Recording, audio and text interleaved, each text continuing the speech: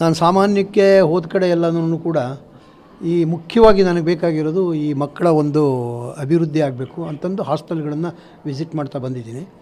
ಇಲ್ಲಿ ಹಾಸ್ಟೆಲ್ ಕೂಡ ಇವತ್ತು ವಿಸಿಟ್ ಮಾಡಿದೆ. ಈಗೊಂದು 3 ವರ್ಷದಿಂದ ಬಂದಿದ್ದೆ, ನಾನು 3 ದಿನ ಇಲ್ಲೇ ಇದ್ದೆ. ಆವಾಗಲೂ ಕೂಡ ಈ SC/ST ಹಾಸ್ಟೆಲ್ಗಳು ಅದನ್ನೆಲ್ಲ ವಿಸಿಟ್ ಮಾಡಿದ್ದೆ. ತುಂಬ ತೊಂದರೆಗಳಿತ್ತು ಆವಾಗ. ಈಗ 2 ತಿಂಗಳು ಟೈಮ್ ಕೊಟ್ಟೋಗಿದೆ, ಎಲ್ಲ ಸಾಲ್ವ್ ಮಾಡ್ಕೊಂಡು ಬಂದಿದ್ದಾರೆ. ಈಗ ಈ ಹಾಸ್ಟೆಲ್ ನೋಡಿದ್ರೆ ನನಗೆ ತುಂಬ ಖುಷಿ ಆಯಿತು. ಚೆನ್ನಾಗಿ ಮೇಂಟೈನ್ ಮಾಡಿದ್ದಾರೆ ಎಲ್ಲರೂ. ಸಣ್ಣ ಪುಟ್ಟ ಒಂದು ನ್ಯೂನತೆಗಳು ಇರೋದು ಕಂಡು ಬರುತ್ತೆ. ಅದೇನು ಅವಶ್ಯಕವಾಗಿ ಬೇಕಾಗಿರೋದು ಅಂತೇನಲ್ಲ, ಕೆಲವು ಅವಶ್ಯಕವಾಗಿರ್ತಕ್ಕಂಥದ್ದನ್ನು ಮಕ್ಕಳು ಕೂಡ ಹೇಳಿದ್ದಾರೆ. ಇವಾಗ ಅಡುಗೆ ವಿಚಾರದಲ್ಲಿ ಸ್ವಲ್ಪ ಅನ್ನ ಅಕ್ಕಕ್ಕಿ ಆಗುತ್ತೆ ಅಂತಕ್ಕಂಥದ್ದು, ಅವ್ರಿಗೆ ಒಂದು ಟ್ರೈನಿಂಗ್ ಕೊಡಿಸಿ ಚೆನ್ನಾಗಿ ಅಡುಗೆಯವ್ರಿಗೆ ಪ್ರತಿದಿನ ಚೆನ್ನಾಗಿ ಅಡುಗೆ ಮಾಡಿ ಮಕ್ಕಳಿಗೆ ಹಾಕೋದಕ್ಕೆ ತರಕಾರಿ ಇದನ್ನೆಲ್ಲ ಮಾಡಿ ಹಾಕೋದಕ್ಕೆ ಹೇಳಿದ್ದೀನಿ.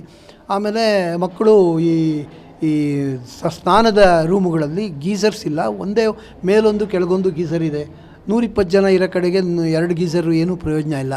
ಬಿಸಿನೀರು ಬೇರೆ ಸೋಲಾರಿಂದ ಸರಿಯಾಗಿ ಬರ್ತಾಯಿಲ್ಲ. ಅದಕ್ಕೆ ಹೇಳಿದ್ದೀನಿ, ಸೋಲಾರೂ ಕೂಡ ಏನಾಗುತ್ತೆ ಮ್ಯಾಕ್ಸಿಮಮ್ ರಿಪೇರಿ ಮಾಡಿಸೋಕ್ಕೆ ಅದನ್ನು ರಿಪೇರಿ ಮಾಡಿಸ್ಬೇಕು.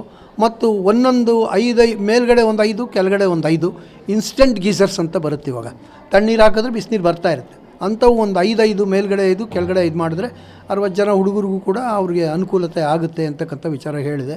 ಅದನ್ನು ಮಾಡಿಕೊಡ್ತೀವಿ ಅಂತ ಪಾಪ ಅವರು ಒಪ್ಕೊಂಡಿದ್ದಾರೆ. ಜೊತೆಗೆ ಈ ಲೈಬ್ರರಿ, ಕಂಪ್ಯೂಟರ್ಸ್ ಇಲ್ಲ ಮಕ್ಕಳಿಗೆ. ಈಗ ಕಂಪ್ಯೂಟರ್ ನಾಲೆಡ್ಜ್ ಅನ್ನೋದು ಕಂಪಲ್ಸರಿ, ಇಲ್ಲದ್ರೆ ಕೆಲಸನೇ ಸಿಕ್ಕಲ್ಲ. ಅವ್ರು ಯಾವುದು ಪ್ರೊಫೆಷನ್ನಲ್ಲಿ ಚೆನ್ನಾಗಿ ಮಾಡೋದಕ್ಕಾಗೋದಿಲ್ಲ. ಅದಕ್ಕೆ ಹೇಳಿದ್ದೀನಿ, ಒಂದು ರೂಮ್ನ ಒಂದು ಲೈಬ್ರರಿ ಅಂತ ಮಾಡಿ ಅಲ್ಲಿಗೆ ಬೇಕಾದಂಥ ಮಕ್ಕಳಿಗೆ ಬುಕ್ಸ್ಗಳು, ಜೊತೆಗೆ ಲೈಬ್ರರಿ ಇದರಲ್ಲಿ ಈ ಲೈಬ್ರರಿನೂ ಮಾಡಿ ಕಂಪ್ಯೂಟರ್ಸು ಕೂಡ ಒಂದು 10 ಕಂಪ್ಯೂಟರ್ಸ್ ತಂದಿಟ್ಟರು ಸಾಕು, ಬೇಕಾದಷ್ಟಾಗುತ್ತೆ. ಅದಕ್ಕೂ ಕೂಡ ಪ್ರೊವೈಡ್ ಮಾಡ್ತೀವಿ ಅಂತ ಹೇಳಿದ್ದಾರೆ. ಇಷ್ಟೆಲ್ಲ ಅವ್ರಿಗೂ ಫಂಡ್ಸ್ ಕನ್ಸ್ಟ್ರೆಂಟ್ ಇರುತ್ತೆ. ಈಗ ನಿಮಗೆಲ್ಲ ಗೊತ್ತಿದೆ ಸರ್ಕಾರದ ಏನು ಪಾಲಿಸಿಗಳಿದೆ, ಅದ್ರ ಪ್ರಕಾರ ಎಷ್ಟು ಅವ್ರಿಗೆ ಹಣ ಬಿಡುಗಡೆ ಮಾಡ್ತಾ ಇರ್ತಾರೆ. ಅಷ್ಟರೊಳಗೆ ಅವ್ರೂ ಮಾಡಬೇಕಾದಂಥ ಅವಶ್ಯಕತೆ ಇದೆ. ಹೆಚ್ಚಿನ ಹಣದ ಅವಶ್ಯಕತೆ ಬೇಕು ಅಂತಂದರೆ ಬರ್ಕೋಬೇಕು, ತರಿಸ್ಕೋಬೇಕು. ಅದಕ್ಕೆ ನಾನು ಹೇಳಿದ್ದೀನಿ, ನಿಮಗೆ ಏನು ಅವಶ್ಯಕತೆ ಇದೆ ನನಗೆ ಕೊಡಿ, ನಾನು ಇಂಟರ್ನ್ ಸರ್ಕಾರಕ್ಕೆ ಒಂದು ರೆಕಮೆಂಡೇಷನ್ನ ಕಳಿಸಿ ಆ ಕಮಿಷನರ್ನೇ ಕಳಿಸ್ಬಿಟ್ಟು ಮಾಡಿಕೊಡ್ತೀನಿ ಅಂತ ಹೇಳಿದ್ದೀನಿ. ಪ್ರತಿ ಹೆಣ್ಮಕ್ಳಿರ ರೂಮ್ಗಳು, ಪ್ರತಿ ರೂಮ್ಗೂ ಕೂಡ ಒಂದೊಂದು ಮಿರರು ಮತ್ತು ಈ ಥರ ಗಾಡ್ರೇಜ್ದೋ ಅಥವಾ ವುಡನ್ದೋ ಒಂದೊಂದು, ಒಬ್ಬೊಬ್ರಿಗೆ ಒಂದೊಂದು ಸ್ಟೋರ್ ರೂಮ್ ಥರ, ಅಂದರೆ ಬಟ್ಟೆ ಇಟ್ಕೊಳ್ಳೋದಕ್ಕಾಗ್ಬೋದು, ಬುಕ್ಸ್ ಇಟ್ಕೊಳ್ಳೋಕ್ಕಾಗ್ಬೋದು, ಸಮ್ ವ್ಯಾಲ್ಯೂಬಲ್ಸ್ ಅವ್ರು ಇಟ್ಕೊಳ್ಳೋದಕ್ಕೆ ಆಗ್ಬೋದು. ಲಾಕ್ ಆ್ಯಂಡ್ ಕೀ ಸಿಸ್ಟಮ್ ಮಾಡಿ ಪ್ರತಿಯೊಬ್ಬರಿಗೂ ಒಂದೊಂದು ಮಾಡಿ, ಒಂದೊಂದು ರೂಮ್ನಲ್ಲಿ 4-5 ಜನ ಮಾಡೋಕ್ಕೆ ಸ್ಪೇಸ್ ಇದೆ ಸಾಕಷ್ಟು, ಅದನ್ನು ಮಾಡಿಕೊಡಿ. ಮತ್ತು ಆ ಮಕ್ಕಳು ಇಟ್ಕೊಳ್ಳೋದಕ್ಕೆ, ಬುಕ್ಸ್ಗಳು ಇಟ್ಕೊಳ್ಳೋದಕ್ಕೆ ಅದಕ್ಕೆಲ್ಲದೂ ಕೂಡ ಒಂದು ರ್ಯಾಕನ್ನು ಕೂಡ ಮಾಡಿಕೊಡಿ. 5-6 ಜನ ಇರ್ತಾರೆ, ಒಂದು ರ್ಯಾಕ್ ಆದರೆ ಬೇಕಾದಷ್ಟು ಆಯಿತು. ಒಂದೊಂದು ಇದರಲ್ಲಿ ಅವ್ರವ್ರು ಇಟ್ಕೊತಾರೆ. ಕೂತ್ಕೊಳ್ಳೋದಕ್ಕೂ ಓದ್ಕೊಳ್ಳೋದಕ್ಕೆ ಟೇಬಲ್ಲು, ಒಂದು ಚೇರು, ಅದನ್ನು DC ಅವರು ಪಾಸಿಟಿವ್ ಆಗಿ ರೆಸ್ಪಾಂಡ್ ಮಾಡ್ತಾ ಇದ್ದಾರೆ. ಪಾಪ ಎಲ್ಲ ನಾನು ಯಾವುದಾದ್ರು ಫಂಡಲ್ಲಿ ಅಡ್ಜಸ್ಟ್ ಮಾಡಿಕೊಡ್ತೀನಿ ಸರ್ ಅಂತಲೂ ಕೂಡ ಹೇಳಿದ್ದಾರೆ. ನಾನು ಇದೊಂದೇ ಹಾಸ್ಟೆಲ್ದಲ್ಲ, ಸ್ಯಾಂಪಲ್ಗೆ ಈ ಹಾಸ್ಟೆಲ್ನ ವಿಸಿಟ್ ಮಾಡಿದ್ದೀನಿ. ಇನ್ನೂ 1-2 ಹಾಸ್ಟೆಲ್ ಯಾವುದೋ ನೋಡೋಕ್ಕೆ ಹೋಗ್ತಾ ಇದ್ದೀನಿ. ಈಗ ಅಲ್ಲೆಲ್ಲೆಲ್ಲಿ ಏನೇನು ನ್ಯೂನತೆಗಳಿದೆ ಅದನ್ನು ಸರಿಪಡಿಸೋದಕ್ಕೆ ಪ್ರಾಮಾಣಿಕವಾಗಿ ಪ್ರಯತ್ನ ಮಾಡೋದಕ್ಕೆ ನಾನು ಡೈರೆಕ್ಷನ್ಸ್ ಕೊಡ್ತೀನಿ. ಮತ್ತು ಇದನ್ನು ಏನು ಮಾಡಿದ್ರೂ ಅದಕ್ಕೊಂದು ಸುಮೋಟೋ ಕೇಸನ್ನು ರಿಜಿಸ್ಟರ್ ಮಾಡ್ಕೋತೀನಿ ನಾನು ಸಾಮಾನ್ಯಕ್ಕೆ ಎಲ್ಲೋದ್ರೂ ಕೂಡ.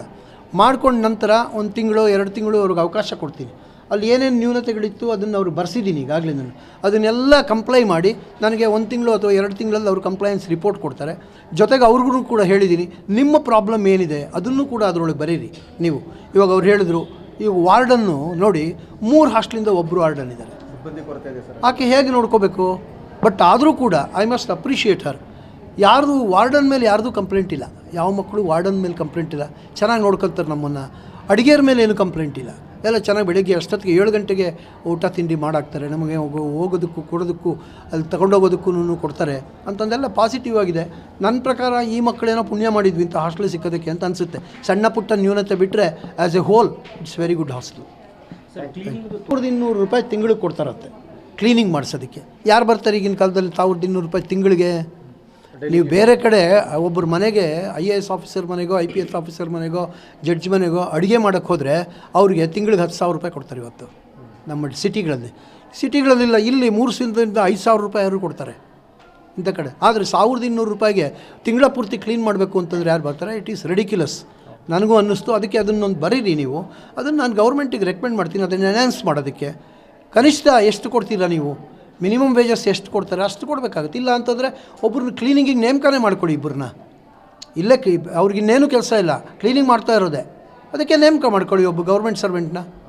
ಈಗ ಕಾಂಟ್ರಾಕ್ಟ್ ಮೇಲೆ ಮಾಡಿಕೊಂಡ್ರೂ ಕೂಡ ನೀವು ಎಷ್ಟು 17,000 ರೂಪಾಯಿ 17,000 ರೂಪಾಯಿಂದ 20,000 ರೂಪಾಯಿ ಇವತ್ತು ಕೊಡಬೇಕು ಡೈಲಿ ಇದು ಮಿನಿಮಮ್ ವೇಜಸ್ ಅಂತಂದು. ಅಷ್ಟಕ್ಕೂ ಅಲಾಟ್ಮೆಂಟ್ ಇಲ್ಲದಿದ್ದರೆ ಕಷ್ಟ ಆಗುತ್ತೆ ಅವರಿಗೆ ಮಾಡೋದಕ್ಕೆ, ಮೇಂಟೈನ್ ಮಾಡೋದಕ್ಕೆ. ಅದನ್ನು ರೆಕಮೆಂಡೇಷನ್ ನಾನು ಸರ್ಕಾರಕ್ಕೆ ಕಳಿಸ್ಕೊಡ್ತೀನಿ ಪಾಸಿಟಿವ್ ಆಗಿ ಇದನ್ನೆಲ್ಲದನ್ನು ಕೂಡ. ಒಳ್ಳೆಯದು. ಹಾಂ, ಸ್ಯಾನಿಟ್ರಿ ಪ್ಯಾಡ್ಸು ಕರೆಕ್ಟು, ಅದು ಮೊದಲು ಕೊಡ್ತಾಯಿದ್ರು. ಈಗ ಯಾವ ಕಾರಣದಿಂದ ನಿಲ್ಲಿಸಿದ್ದಾರೆ ಅಂತ ನನಗೆ ಗೊತ್ತಿಲ್ಲ. ಬಟ್ ಕೆಲವು ಹಾಸ್ಟೆಲ್ಗಳಲ್ಲಿ ಈಗಲೂ ಕೊಡೋಕ್ಕೆ ಶುರು ಮಾಡಿದ್ದಾರೆ. ಸೋಷಿಯಲ್ ವೆಲ್ಫೇರ್ ಆಫೀಸ್ ಹಾಸ್ಟೆಲ್ನಲ್ಲಿ ಮತ್ತು BCM ಹಾಸ್ಟೆಲ್ನಲ್ಲಿ ಈಗ ಬೆಂಗಳೂರಿನಲ್ಲೆಲ್ಲ ಕೊಡೋದಕ್ಕೆ ಶುರು ಮಾಡಿದ್ದಾರೆ. ನಾನು 2 ತಿಂಗಳಿಂದ ಕೊಟ್ಟಿದ್ದೆ. ಮೊನ್ನೆ ಒಂದು 7 ಹಾಸ್ಟೆಲ್ ವಿಸಿಟ್ ಮಾಡಿದೆ ಬೆಂಗಳೂರು ಸಿಟಿ ಒಳಗೆ. ಅವರೆಲ್ಲ ಮಕ್ಕಳು ಹೇಳಿದ್ರು, ಸರ್ ಮೊದಲು ಕೊಡ್ತಾ ಇಲ್ಲ, ಈಗ 2 ತಿಂಗಳಿಂದ ಕೊಡ್ತಾ ಇದ್ದಾರೆ. ಆಮೇಲೆ ಇದಕ್ಕೆ ಕಿಟ್ ಕೊಡ್ತಾರೆ, ಅವರ ಸೋಪು, ಬಟ್ಟೆ ಸೋಪು, ಬ್ಲೂಟೂತ್ ಬ್ರಷ್ಟು ಅದರದ್ದೆಲ್ಲ ಇರೋದು, ಅದನ್ನು ರೆಗ್ಯುಲರಾಗಿ ಕೊಡ್ತಾ ಇದ್ದಾರೆ ಅಂತ ಹೇಳಿದ್ರು. ಅದಕ್ಕೆ ನಾನು ಮೇಡಮ್ ಅವ್ರಿಗೂ ಹೇಳಿದ್ದೀನಿ, ನಮ್ಮ DC ಮೇಡಮ್ಗೆ. ಅವರು ಪಾಪ ಪಾಸಿಟಿವ್ ಆಗಿ ರೆಸ್ಪಾಂಡ್ ಮಾಡಿದ್ದಾರೆ. ಹೆಣ್ಮಕ್ಳಿರೋದು ಅದು ಮುಖ್ಯ, ಸ್ಯಾನಿಟ್ರಿ ಪ್ಯಾಡೇ ಅವ್ರಿಗೆ ಮುಖ್ಯ ಬೇಕಾಗೋದು. ಅದಕ್ಕೋಸ್ಕರ ಅದನ್ನು ಒದಗಿಸಿ ಅಂತ ಹೇಳಿದ್ದೀನಿ. ನೋಡೋಣ, ಇದಕ್ಕೆ ಸರ್ಕಾರಕ್ಕೂ ಕೂಡ ಒಂದು ರೆಕಮೆಂಡೇಷನ್ ಕಳಿಸಿ ಇದು ಖಂಡಿತ ಮಾಡಲೇಬೇಕಾದಂಥ ಅವಶ್ಯಕತೆ ಇದೆ ಅಂತ ನಾನು ಮಿನಿಸ್ಟ್ರಿಗೂ ಕೂಡ ಈ ಬಗ್ಗೆ ಮಾತಾಡ್ತೀನಿ. Thank you. ಇನ್ನೇನಾದ್ರು